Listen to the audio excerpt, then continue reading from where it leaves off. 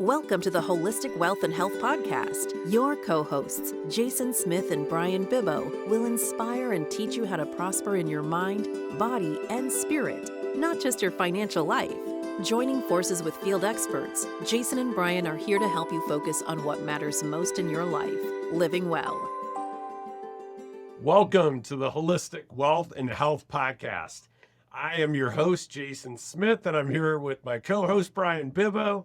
And today we have a series of episodes that we're going to be releasing for you. This is kind of part one, where we're going to go through the actual bucket plan holistic wealth management process in a little bit more detail to kind of give you a good understanding of what the experience will be like, or even remind you for current clients of what the experience was like when you came through this discovery process. We're going to talk about the questions that we ask, the tools and concepts that we cover, and really just give you a play-by-play of exactly what it looks like to go through the discovery step of the holistic wealth management process, the bucket plan. So, Bryan, we have a special guest today that we've had before, Dave Alison. And Dave is my partner at Prosperity Capital Advisors. He's also the president of that organization. He heads up the investment committee. Bryan and Dave co-train this bucket plan holistic wealth management process to other financial advisors all over the country throughout the year.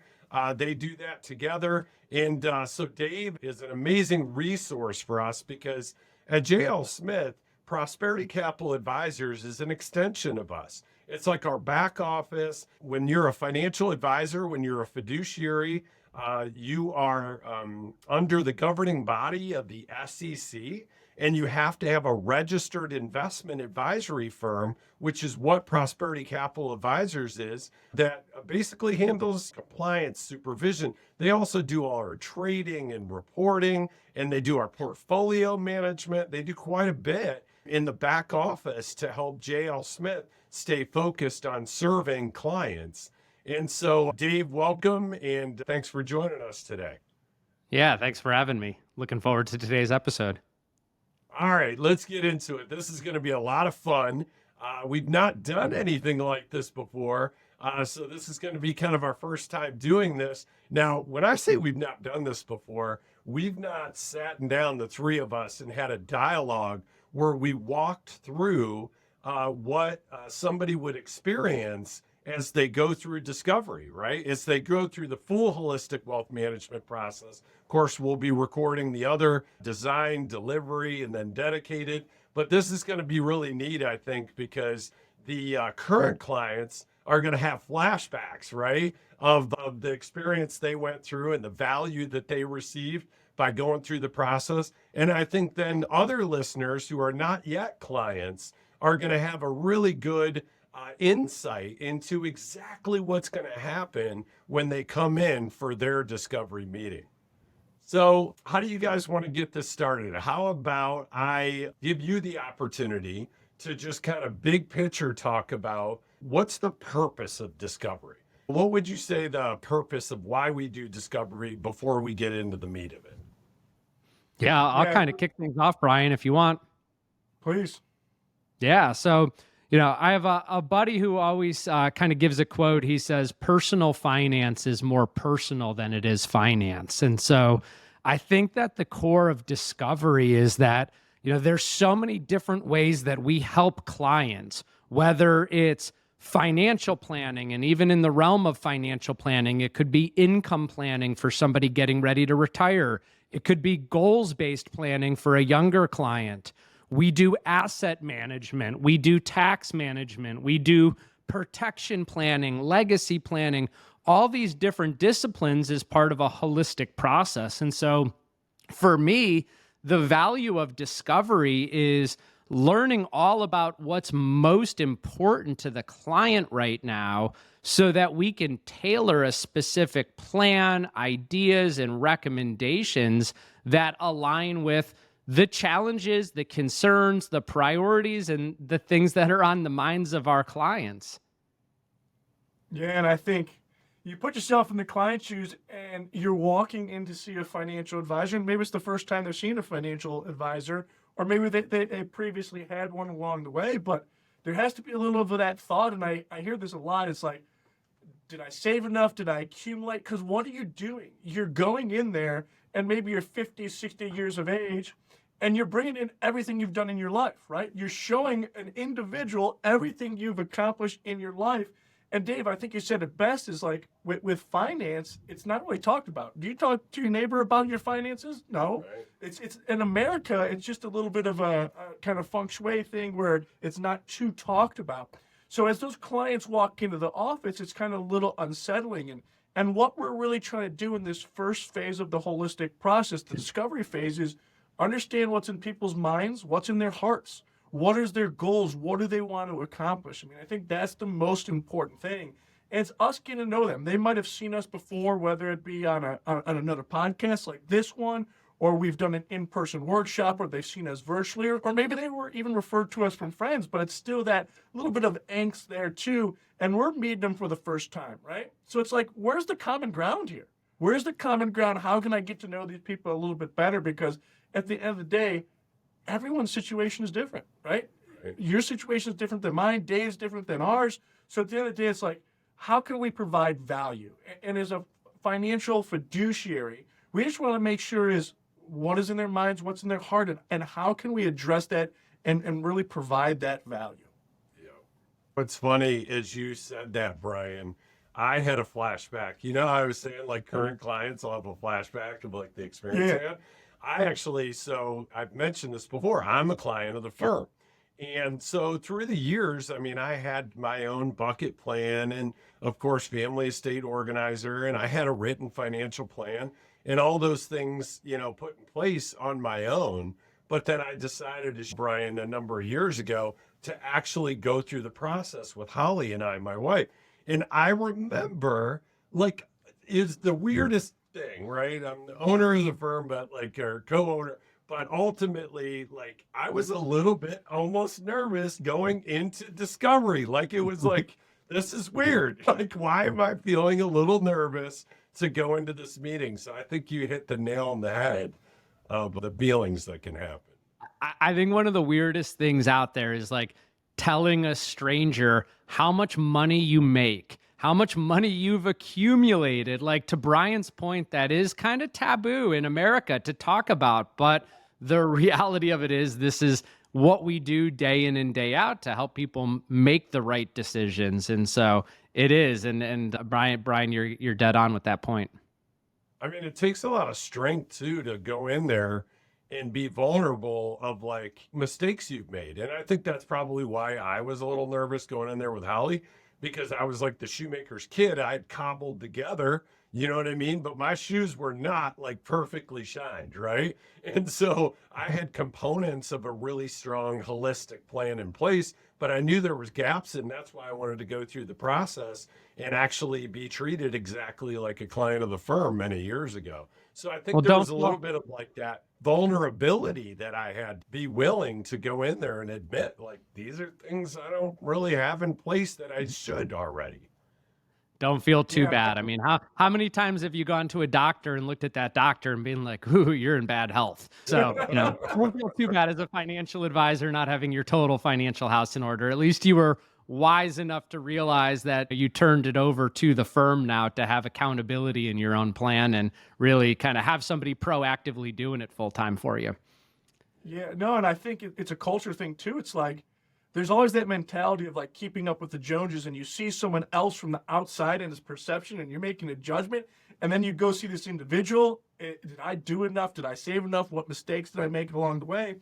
At the end of the day, why? Why are you even going to that financial advisor in the first place? Because there's a whole gamut of benefits that we can provide. This is what we do on a day-to-day basis, right?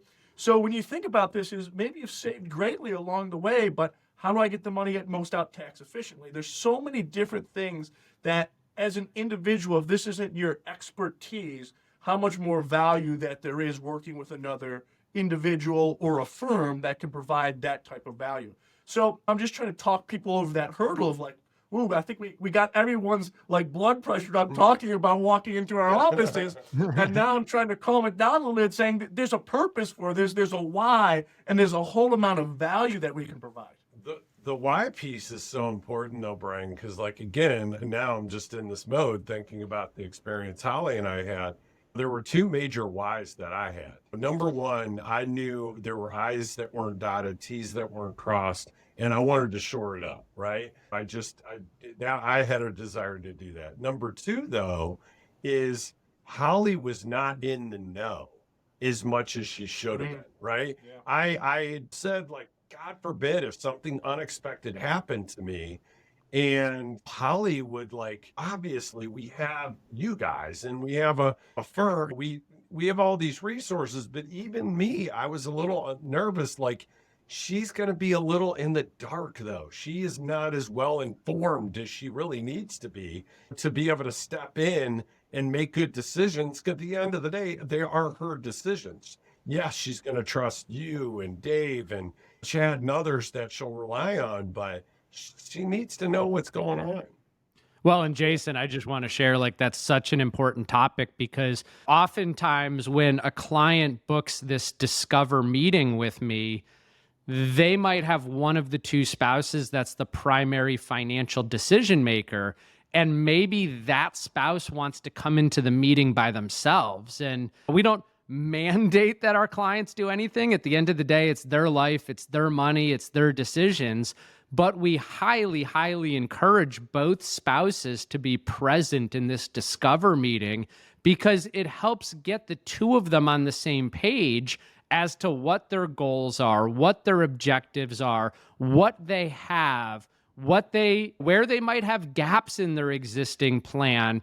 And it brings a lot of proactive education to maybe that non-financially savvy spouse. And so this is just such a powerful meeting to bring everybody together in one room to openly share goals, objectives, dreams, values. Because at the end of the day, the money is just a means to achieve the goals and desires and fulfillments that we have in life. And so to your point on you and Holly participating together, we see that over and over with clients that they're just so thankful that both spouses were involved in this discover meeting, even if only one of them is kind of the primary financial controller, if you will, of the household. Yeah. And even as like a single individual or maybe a widowed individual, there's a huge purpose here too. It's like Father Time, unfortunately, is undefeated for all of us, and it's making sure that everything's in order, right? And everyone has a purpose here. So whether we're working with a married couple, a single individual, or someone that's widowed, I mean, the whole purpose of this is just to get out on the table what you have and make sure you're organized for the future generations. Maybe it's your surviving spouse in the married couple, but it could also be, hey, your children, your beneficiaries, getting a game plan in place for all of that. And a confidence in yourself that you're not going to run out of money, right? Yeah. Like, what blows me away is, like, no matter how much income and money almost anybody, I'm sure billionaires are in a different group, but you know, the more you make, the more you tend to spend. You create a lifestyle for yourself, and then you worry about, like, is there a possibility I could run out of money? Like, I need a written plan. I need to know that I can confidently enjoy the resources that I've accumulated and not run the risk at the end of being broke or out of money.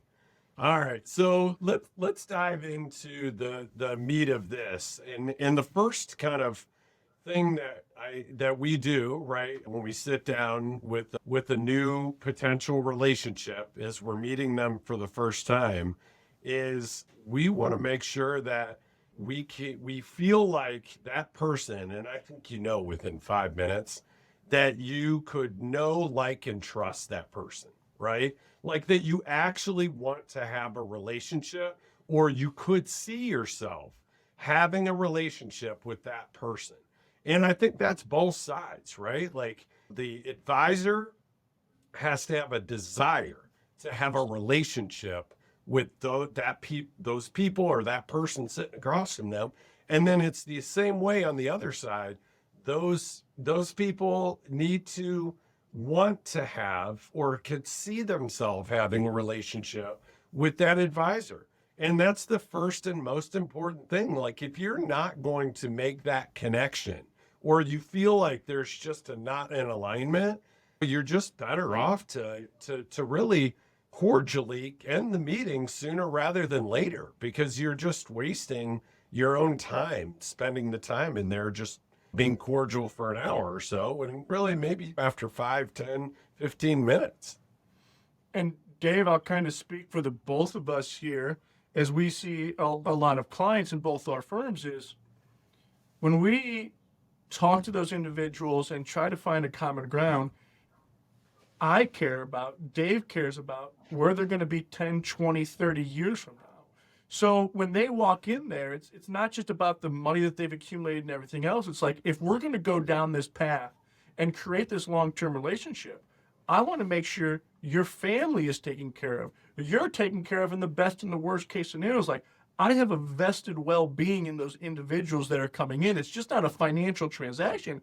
It's also the future. I'm going to see you multiple times throughout the year. I'm going to bump into you at different events. And maybe we've had a dinner event where you came to. It's like, I care about the long run. Like, we have a vested interest in, what you're passionate about and how the future is going to turn out. Because at the end of the day, it's not just about the dollars, as I keep saying, but it's about your future, that you're healthy, you're taken care of, and you don't run out of money. Like, that really matters to us. And it's also that personal connection that we're making, because I want to run into you in the grocery store, say hi, talk to you for 5 or 10 minutes. I have my children with me, and we can catch up on those things, because beyond finance, there's a whole nother part of life. Yeah, I think, Bryan, you hit the nail on the head. And I've heard you say this over and over, but, I know at least at both of our firms, we don't try to be all things to all people. It's all about the right fit. And for me, it's kind of the friend test. When I'm in a discovery meeting with a potential new client, like, if I don't see them as somebody that I would want to be friends with or hang out with kind of outside of our financial meetings, maybe it's not a good fit. And the reason that I say that is, like, they might not be totally comfortable, to Jason, your point, and have the trust in me in reciprocal.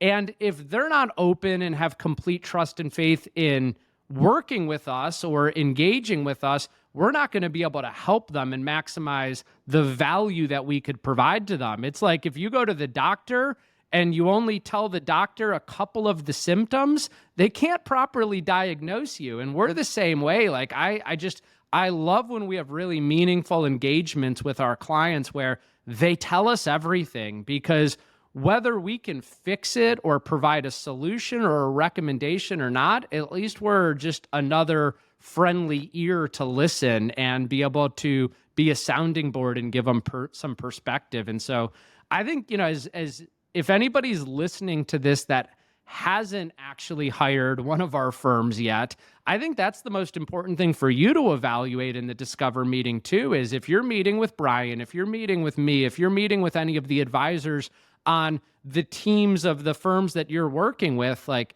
put that own kind of litmus test to the table. Yeah, and I think the last thing I wanted to say on this before we kind of move on to talking about what we do in a meeting, after we kind of make sure there's a mutual connection, right, that you could see yourself in a relationship, then we kind of move on to talking about what the agenda of the meeting looks like, and kind of what's going to happen throughout the rest of the time together. But, I think regardless, if, Bryan, you gave a great example, and you probably recently ran into a client at the grocery store and you're playing that in your head, right? Yeah. But I think regardless if it's in person or the relationship is via Zoom, which a lot of people are preferring these days just for efficiency, to not have to do the drive.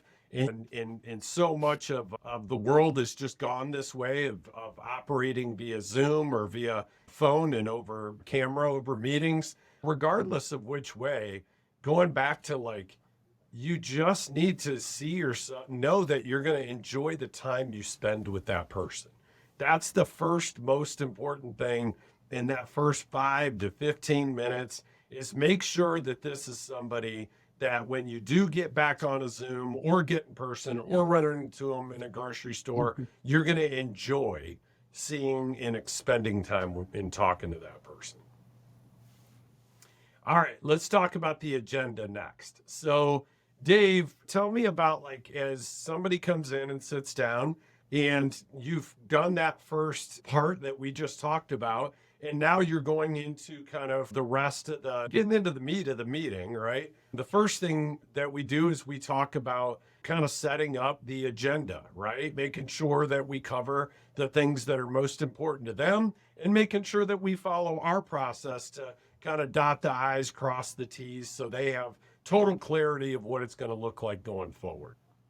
Yeah, exactly. I think the one thing that, and Bryan kind of opened this episode with this is people don't quite know what to expect when they come in. So once we've kind of figured out that we can be friends, we want to get along, we can trust each other, the next thing is kind of getting down to business, right? There's a reason that you are coming into our office or setting up a Zoom meeting. And I don't think it's because you have nothing better to do on a Tuesday or a Thursday, right? Like, there's a specific reason you're here. There's an issue, there's something you need our advice with, there's something you need help in solving. And so the first thing that we do is really just kind of mutually agree upon the purpose of the meeting. And for us, and we're a little bit different than a lot of other financial firms out there, the financial services industry sometimes gets a little bit of a tarnished reputation because so many financial professionals are always trying to sell you something, sell you a stock, a bond, a mutual fund, an ETF, whatever it is out there. And for us, the purpose of this meeting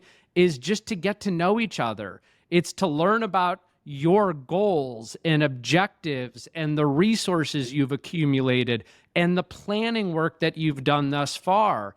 And then the services and the resources that we provide to clients. And ultimately, if there's an alignment and we decide that it's a good fit, we'll agree upon what the next steps would be and move forward, as Jason mentioned earlier, through our holistic wealth management process into design and then deliver, which we'll get to in future episodes. But we go through the purpose. The next thing that we do is just identify if there's anything top of mind, anything on your agenda that you want to make sure we cover in this meeting. Maybe you've got a major issue that you need some immediate attention to, or maybe you just have a big concern on your mind, like you're getting ready to retire in the next 6 months and you're worried about the stock market and your portfolios and if they're allocated appropriately. Now, we want to get all of that on the table. We certainly might not have time to solve all of those issues in this meeting, but we want to get them documented. We want to get them on the table so that we could make sure that we address them, whether it's in the Discover meeting or as we go through the rest of the process. From there, we'll share our agenda. As Jason mentioned, we have a very specific process that we want to be able to make sure that we complete in this discovery meeting so that we have all the facts and all the details of what you have and what you've done and what's most important to you and where you want to be. And so we'll share that with you. Of course, we'll want to make sure that we have the agreed upon amount of time. If we say we're going to spend 60 minutes together or 90 minutes together, we want to make sure that we could account for being on time, respecting your time. And I'm sure we probably have other clients as well that are going to be coming in. And so, and then the last thing is just kind of the expected outcome. I mentioned earlier, the purpose of the meeting is to get to know each other. And so at the end of this Discover meeting, really one of two things happens. It's pretty simple. Either we mutually agree that there's a connection, that this is the right fit, that we can deliver what you're in need of, you see value in working with us, and we agree to move on to our second step, which is where we're going to start to design your plan. Or we agree for whatever reason that it's just not a good fit right now. Maybe it's timing. Maybe you didn't like the tie I was wearing or the t-shirt. Maybe I didn't like something you did, right? Like, again, I'm kind of joking around here, but the reality of it is we're not a fit for everybody. We certainly understand that. And so we would agree upon that. But here's the one thing I will say with certainty. Even if we get to the end of that kind of outcome that, hey, it's not a fit at this time for whatever reason, the one thing I hear from clients over and over is that they've learned a lot along the way. And maybe they learned enough in that Discover meeting that they just don't really need to go through the rest of our services. Maybe they had a really simplistic problem that we could point them in the right direction on to get the advice or the information that they need. And it's not something that requires our help or our care or diligence. And so again, that's really just setting the big picture expectation and agenda of what's going to happen throughout the 60 to 90 minutes that we spend together in that Discover meeting. That's a really good point, Dave. And Bryan, I want you to talk about kind of the consultation they have before Discovery just for in a moment here. But Dave, what went through my head as you talked about this is sometimes on that consultation, we can solve whatever their issue and point them in the right direction, which is typically a phone consultation before they come in for Discovery. But we can't be all things for all people, but we can be all things for some people. And that's why we're very selective on the new clients that we onboard to our firm. And that's why we want this discovery process to happen and make sure that it's mutually going to be a great fit. But Bryan, do you mind talking a little bit about just that consultation and what that kind of looks like? Because a lot of times you come in here and they've shared on the consultation what they wanted to accomplish. Yeah, so there's a precursor to this discovery meeting. It's essentially where we get on a phone call for you. We call it a complimentary consultation. We offer it through everything we do, but it's just a 20-minute phone conversation. You get to talk with one of the experts in the firm, whether it's myself, Gary, or a few other individuals, and we just want to get an understanding of like how we can be of service to you and what are your needs. And as Jason said, sometimes it might be a very small need. Like I had a client's son call in and just had a quick question on like, how much can I contribute to the IRA? I made this much money. What about a backdoor Roth? All that kind of stuff. And we were able to answer that on the phone. But what were we doing? We're being an advocate for our client. Now, another example, you're new to the firm and you want to go through this process. We just got to get an understanding of like, hey, what do you have going on? What are your top concerns? What are your top priorities? What have you accumulated to solve some of your goals and make sure things are taken care of for the future? So we get an understanding of, are we the right fit for you? And can we continue this relationship into the future? And if everything makes sense, we have the ability to go into this discovery phase. So there is a little bit of an upfront complimentary consultation where maybe we can address your immediate need right there, and you have some longer term aspirations. And that's where this discovery phase comes in. Yeah, I think what all of that does, guys, is like the most valuable asset we all have is not our money, it's our time. And so what we want to do throughout that complimentary consultation or this discovery meeting is really be as efficient as we can with your time and our time. So if we do a complimentary consultation and we figure out you need to know how much you can put in your 401k this year, like we can answer that really quickly on the spot and help you out if that's the only thing that you need. But when you want to engage in more holistic planning, right? Maybe you're having a much bigger decision, like you're about to retire, or you're about to have a liquidity event and sell your business, or you've just been granted a bunch of company stock. Those are the types of things where we'd probably say, hey, let's invest 60 minutes or 90 minutes together and really unpack that and dive deeper into what's going on in your situation. Thank you for listening to the Holistic Wealth and Health Podcast. We hope we inspired you to make changes so you can live your best life. If you want to find out more about what we do, or if you want to have a holistic wealth and health financial plan, please call 456-833-7000. Please subscribe to the podcast and share it widely with your friends and family. Financial planning and advisory services are offered through Prosperity Capital Advisors, PCA, an SEC-registered investment advisor with its principal place of business in the state of Ohio. J.L. Smith Holistic Wealth Management and PCA are separate, non-affiliated entities. PCA does not provide tax or legal advice. Insurance and tax services offered through J.L. Smith Holistic Wealth Management are not affiliated with PCA. Information received from this podcast should not be viewed as individual investment advice. Product discussions and illustrations are hypothetical in nature and will vary based on many factors, including, but not limited to, age, health, product, insurance carrier, and product design. You should consult the insurance carrier website and policy for detailed information. For information pertaining to the registration status of PCA, please contact the firm or refer to the Investment Advisor Public Disclosure website, www.advisorinfo.sec.gov. For additional information about PCA, including fees and services, send for our disclosure statement as set forth on Form ADV from PCA using the contact information herein. Please read the disclosure statement carefully before you invest or send money.